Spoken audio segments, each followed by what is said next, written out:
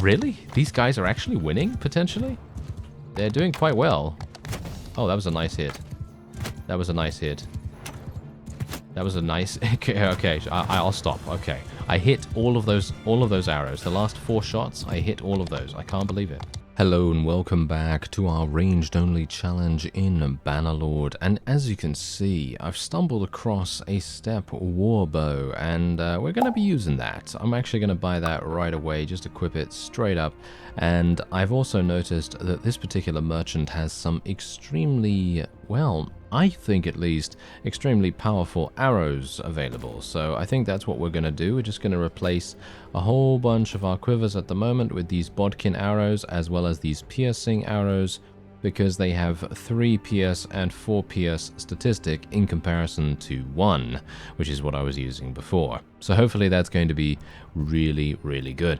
Alright, so as I said in the previous episode, I've been doing quite a bit of, well, basically off-screen progression. Nothing too amazing, obviously, just doing some smithing leveling up, doing some tasks, relation increases, and so on, and that's pretty much it. I'm actually going to be selling all of the Azurai horses that I have so far gained, as my footman on horses bonus apparently only goes up to 0.78 at the moment, because I apparently don't have any more infantry to speak of, so I suppose that's pretty nice. Anyway, you can see here my smithing materials are quite significant, because I have literally just been doing smithing for the most part. There we go. Okay, so look at that. I'm almost at 50 trade as well, which is actually quite good. I'm paying quite a lot of money for this bow, but I think that's really, really necessary.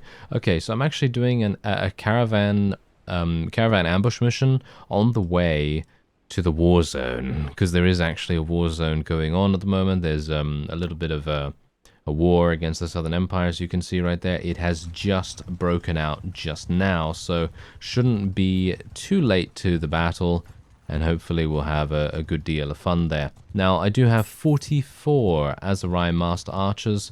I obviously don't know if that's actually going to be that good, but I think that that's going to be pretty decent, and it should be enough to kind of defend us and hopefully defeat a couple of medium strength vassals of the enemy, or at least I can hope that. Anyway, this is my character sheet at the moment. You can see all my stats here.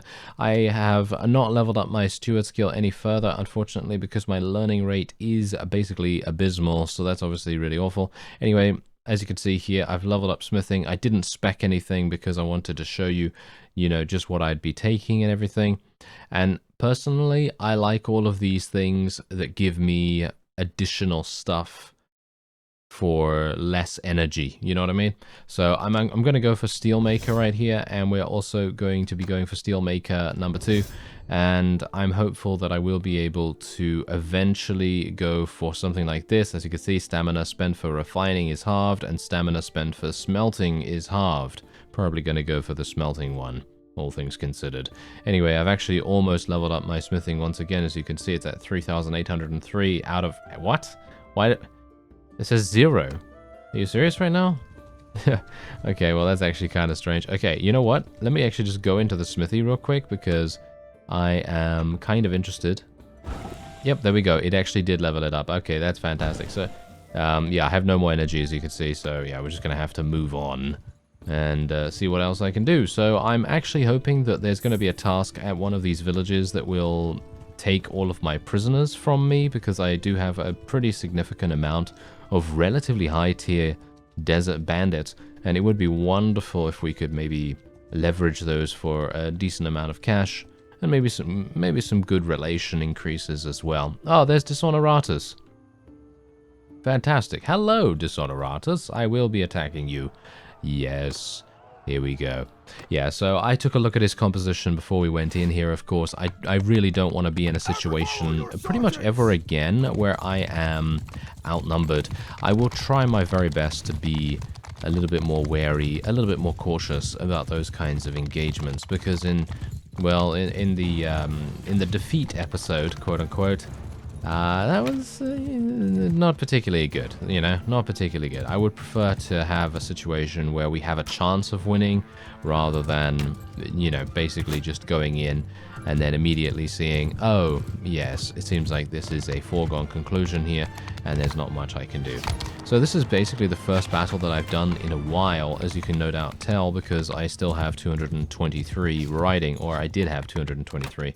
Now I have 224 due to the wonderful shot that I made just now, so that's pretty good. Anyway, let's see if I can maybe do a little bit of extra damage. These guys are obviously very annoying and probably very, very good at what they do. So I would personally, you know what, I'd like to get my people over here. I think that them going into this formation right now is really useless. I know, some people said that I should auto-delegate or that I should delegate my units manually much more often and much more frequently. And sure, okay, fine, I'll try to do, you know, stuff like that, but generally, if I auto-resolve, no. Generally, if I auto-delegate, they're going to do that thing where they basically just stay in that formation, which is very good, don't get me wrong. That formation is really, really nice. The one where they can basically protect their archers. I mean, that's really nice, but look at these guys right now. Look at these guys. They're literal recruits for the most part. Look at this. It's absolutely hilarious, and they are basically nothing. They will literally just die before us like wheat before a scythe, pretty much. And that's pretty much all she wrote. I don't think that we are going to be losing too many units at all, and if we do lose some units, it will be to these archers. I think the archers are probably going to be the most dangerous for us here, and I'm a bit worried about them, to be honest. So let me see if I can maybe just focus down that high tier unit. Oh, nice. Wow, I'm doing so much damage with this new bow. It's actually insane. Wow. I mean, I know it doesn't seem like that much, but it actually makes a hell of a difference to have that massive, massive damage increase. Even if it's just like 5 points or whatever, it seems like it makes a huge difference, multiplicatively potentially. So that might make sense. Anyway, let's get my archers over here. I mean, I am primarily an archer-focused army, so it might make sense to actually move my units over here. Maybe, right? Yeah, maybe good to use those units and actually have them do something, right? Yeah. Okay, so let me see if I can maybe... okay, yeah, no, I'm not used to the speed of this bow yet. It's a bit weird. No. Okay, no, I do... No. I've purchased basically one of the best bows that I've ever seen, so I would prefer not to die. So let me see if I can just get over here. Ah, there we go. Alright, so we have made them flee now, which is actually rather nice. Did we lose any people? Yeah, we lost 6. What did we actually lose? Militia archer? No, just some militia spearmen. And a tribesman and 1 master archer. Okay, yeah, that's fine. That is no problem at all. And, oh yes, I actually also found my old companions as well. I found my old companions, and I've now taken them into my army, as you can see right here. Technically, they're not really my companions, so to speak, but they're more my old caravan leaders. So, obviously, they are going to be...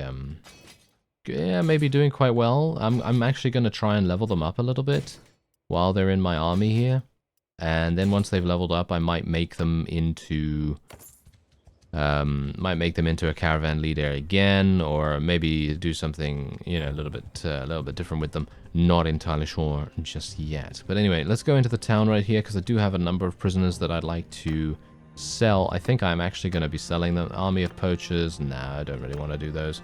So, not visiting the tavern, thank you. Yes, I've been doing a bunch of in and out tasks, so that's become a little bit second nature at this point, me going into the taverns and things. But there you go, that's our first wonderful victory against a vassal in quite some time. Let's sell all of that stuff. I'm going to need to sell a lot of other stuff too, like for example, I have this this horse armor right here, because I actually found a better piece of horse armor, and I thought to myself, well, I'm mostly on a horse, so it would make sense for me to purchase something a little better to protect our, well, basically our most valuable asset in a battle. So that's the reason why I have that. Anyway, let me just sell That always annoys me when that happens. When the list changes the way that it works, and then the item that you don't want to sell goes right underneath your cursor. It's very irritating. Anyway, let's see if I can just sell all of this stuff. I mean, I don't really want to sell all of it, obviously, because we are basically bankrupting almost the entire marketplace, and I would prefer not to do that right now, at least. Okay, so here we go. Okay, so I have a decent amount of space. I'm going to take tier 2 units only, I think. And then we're going to move on. There is actually a tournament going on here, but again, I would much prefer not to do a tournament right now. I've been doing a lot of off-screen stuff, as I say, and it would be quite nice if we could maybe push forward into enemy territory and see what we can do. Anyway, we've now reached 225 riding skills, so let's see what we can do here. Cavalry troop volunteering rate in the towns your clan govern increased by 30%. That's a bit of a mouthful, that sentence. And otherwise, mounted troops in governed settlements garrison have 50% reduced wages. Okay. And prisoners in your party are 50% less likely to escape, and prisoners in the governed town are 50% less likely to escape. I'm actually liking that. I'm actually going to take the prisoner one, because I would love Dishonoratus. Wait, did I just sell all my prisoners? Because if I sold my yes, I sold Dishonoratus. I am an imbecile.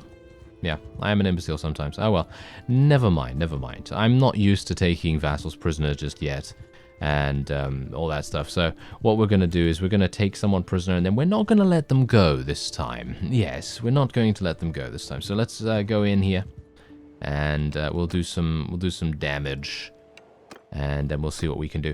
Now, obviously, if we can take any of these people prisoner, we will be super, super pleased about that, because that means we're taking them off the battlefield, and especially with this new skill, which I, by the way, have no idea why it's in the riding skill tree.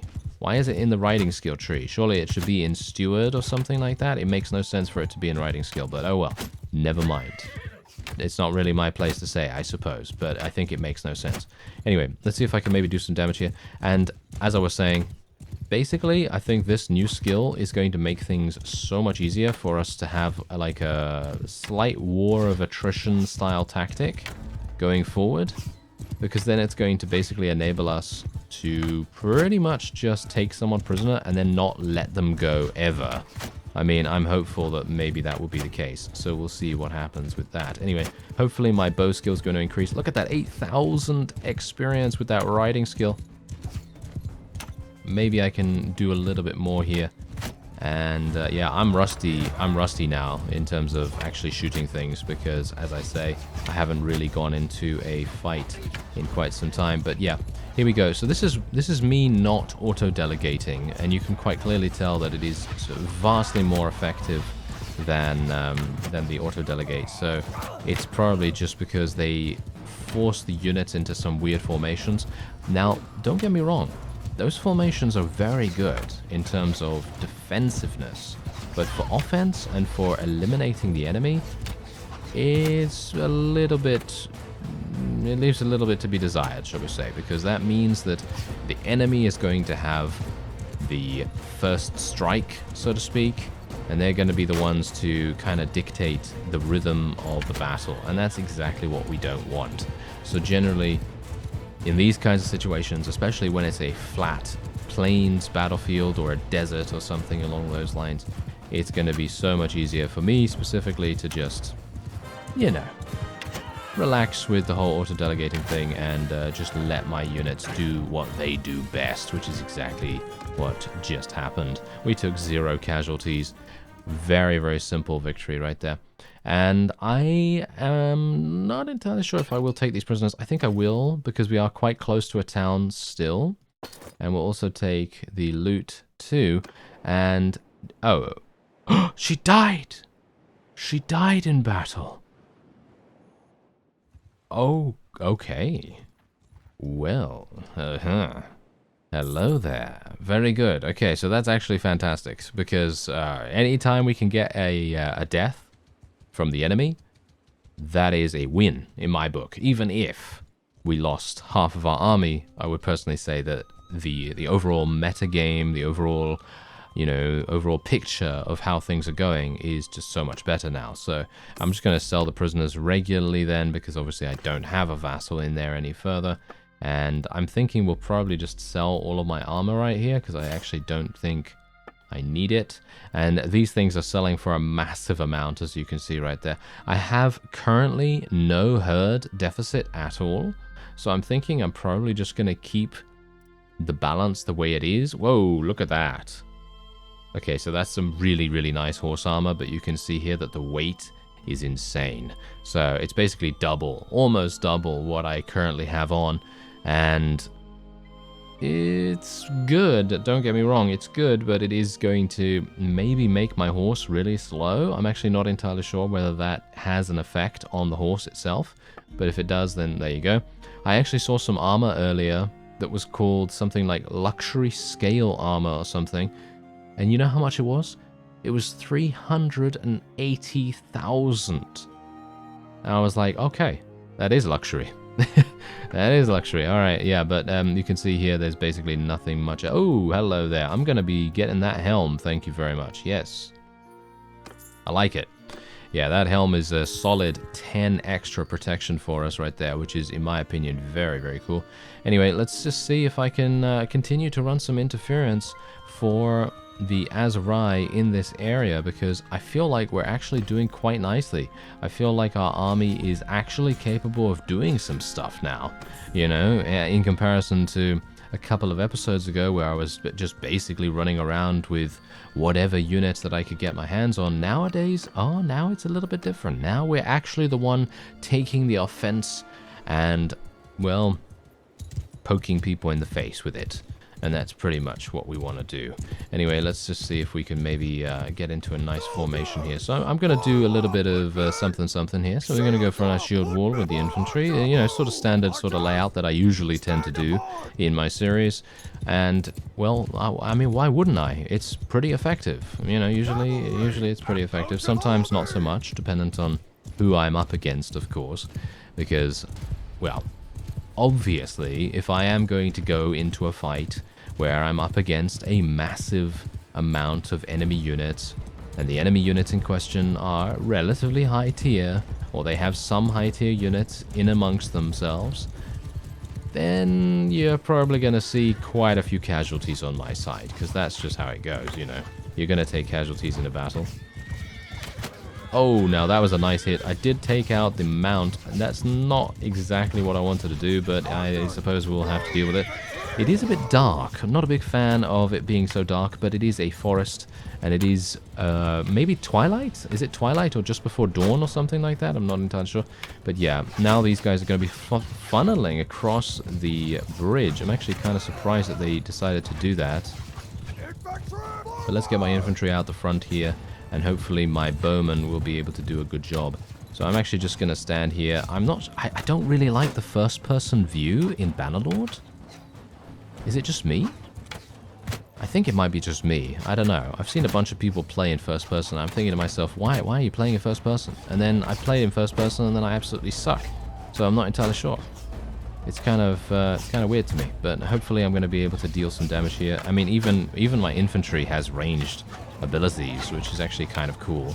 And that's the funny thing, you know that the series is called Ranged Only, right? So it's not actually only called Archer Only or anything like that, because I didn't really want to pigeon myself, you know, in case I wanted to use units that use thrown weapons, you know, because then people are going to be like, oh, but you're using those skirmishers, you know, you're using those skirmishers and so on.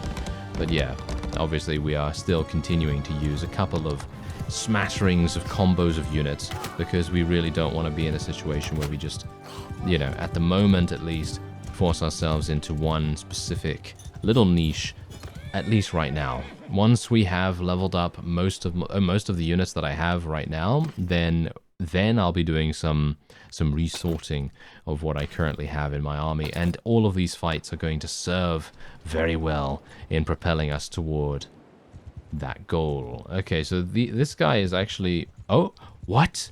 He could have gone in there. He could have gone in there, but he decided not to. This is a huge mistake on his part. Is it? No, it is a huge mistake on his part. if I can actually catch up to him. I think I'm faster than him at night. These guys could fight me at the same time, and I probably would still win. Let me actually just take a quick look at my army here real fast. Need to make sure that I have everyone leveled up sufficiently. Now, let me actually just take a quick look at the compositions as well, because we need to be a little bit careful about that. I don't want to head into a situation where we are quite clearly outmatched, you know what I mean? Okay, so this is looking okay. I would definitely say that we're going to sustain quite a few casualties. What do you bet? What's your estimate for this? I think...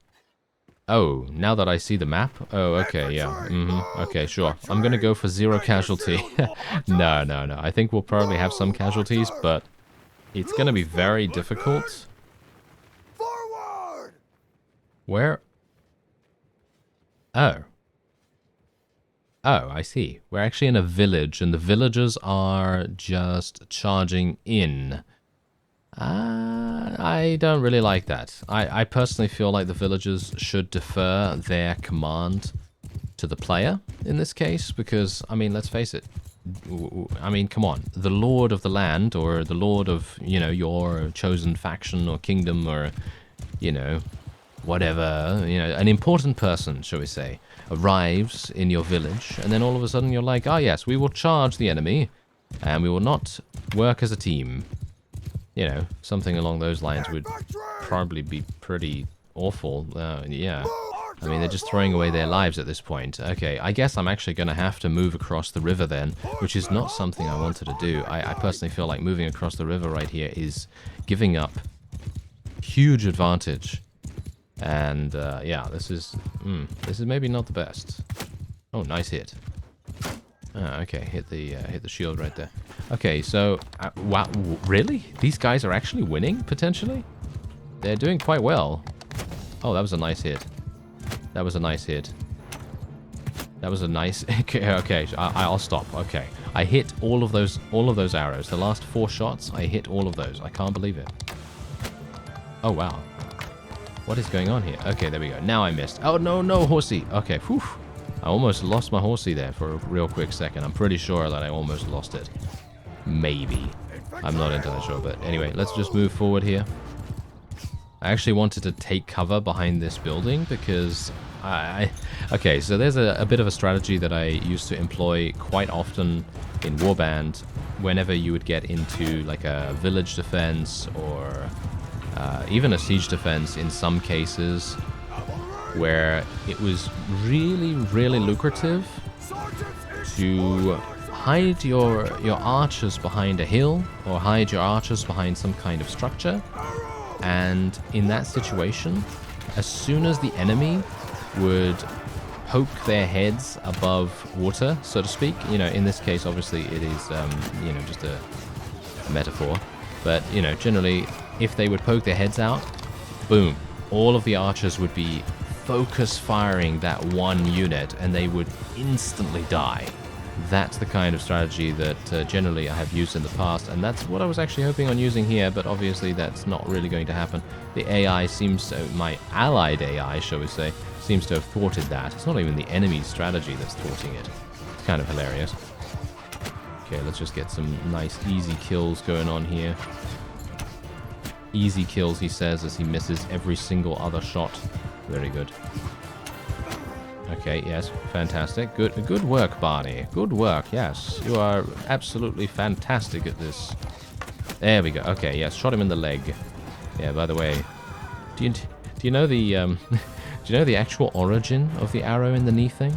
Because it's actually not like a literal arrow, right? It's actually something else. It's actually a I think it's as far as I'm aware, otherwise known as a marriage proposal. Yeah, I'm actually kind of surprised. I didn't realize that at the time. Am I dumb? Yeah, maybe. It might be that. Maybe I'm just stupid. Who knows? Maybe I just didn't understand. Alright, well, there you go. We actually lost basically no one, because I don't really care about losing Mamluk heavy cavalry at all. But the militia of the village, they obviously lost a whole bunch more, because they just charged straight on in. But thankfully, we are now able to take both of them prisoner, which is really, really nice. And I will be taking all the prisoners as well. And there's an Imperial Charger there, so if I wanted to use a different kind of horse, then of course I could. Anyway, I am not entirely sure where... Oh, we've taken Vostrom. Ah, okay. Hello there. I guess I'm going to be heading on over and seeing what we can do here. Because going in here would be fantastic. I'd love to be able to choose the prisoners that I can ransom. This is good. And let me see. Okay, so we're just going to basically sell everything. With the exception of the vassals, of course. There we go. Oh yeah, that is what I'm talking about. Very nice. Okay, so let's go into the trade screen. I'm probably just going to sell basically everything that I have here. Not much reason not to. And there we have it. Okay, let's go into the smithy real fast because I would like to maybe forge something. So, do I have the... no, I still do not have the shaft for the javelin. So we're just going to go for like a... I'm actually wondering whether I should refine something because I can actually make some fine steel now.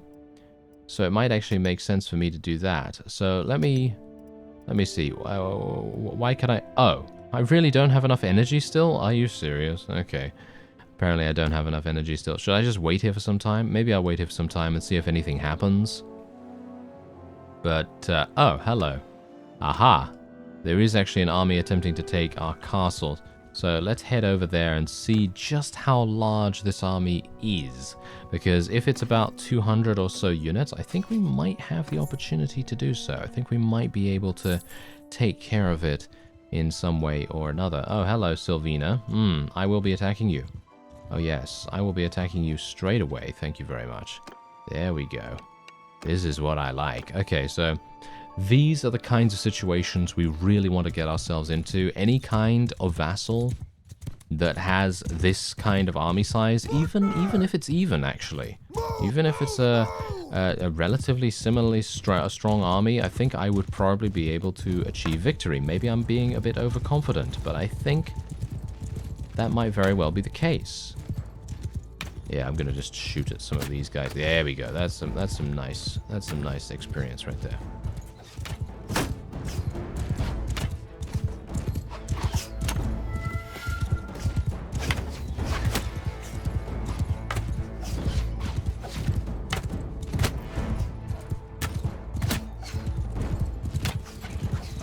Alright, so we're going to put all these guys into shield wall, and we're going to tell our archers to go into a loose formation, because loose formation, in my opinion, provides much more of a kill box kind of shape that we really want them to use.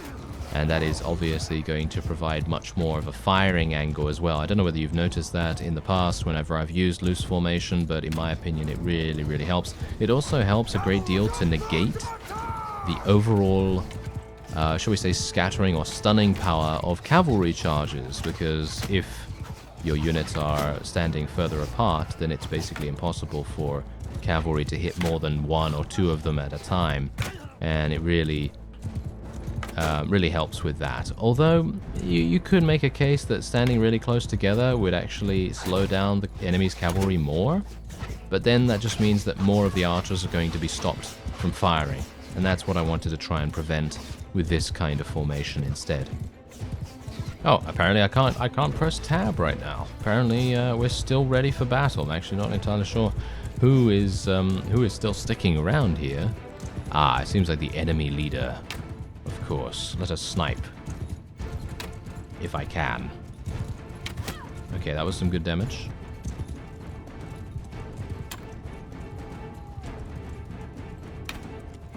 Ah, bit sneaky. Nice. Okay. Thought that was a hit on her. It wasn't. Oh, very nice. Okay, good work. Good work, Azurai Mamluk regular. And there you go. Yes, as soon as the enemy leader goes down, boom, the rest of the troops lose all of their energy to fight. And we're going to be taking her prisoner as well. And I actually don't even want to take these. Oh, actually, I can do that.